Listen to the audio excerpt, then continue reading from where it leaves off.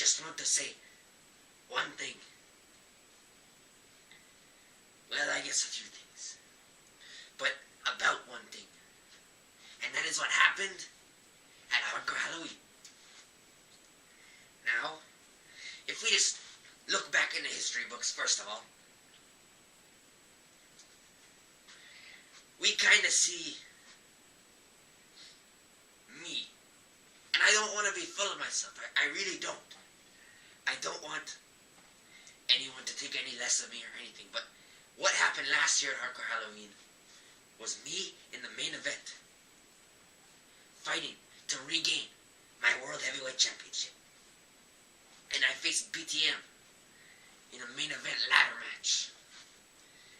And let's just look at that picture for a second. It was one of the best matches in CWF history, and that's just not me saying that. That's been said a lot.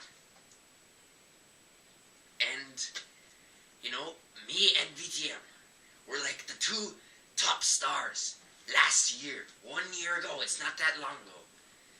Feels like it, but it's really not. But now look where we are. We haven't even seen BTM in such a long time. I mean, really, he's just kind of still with Johan, I think. I think he's still partners with Johan. I don't know. And me, I'm just kind of in the tag team division with Tico. But I haven't done much, and neither is BTM. And I was, what happened at Hardcore Halloween is I wasn't complaining or anything, but I wasn't exactly originally booked in a match. It was, in fact, the only match that was really booked was the main event triple threat match, which was Josh Caliber versus Johan Styles versus JTB. If you haven't already seen that, make sure you do see it. It's really good, I have to say. I will admit it was a really good match, and that was well done. I mean, the way it was made, it was good. It's just that, yeah, there was no other matches even booked, and everything else was last minute. So I wasn't like I said, complaining, but I said, hey, maybe I should be in the match, you know, this is Hardcore Halloween. And this is the second Hardcore Halloween. That's a milestone, really. I mean, every event is a milestone when you have it, like, after a year. I mean, World's End was pretty big to me.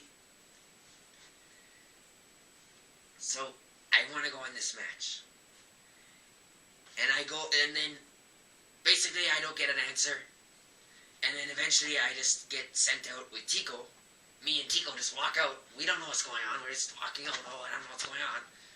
And then all of a sudden, we find out someone tells us that we have to face each other. So you know what?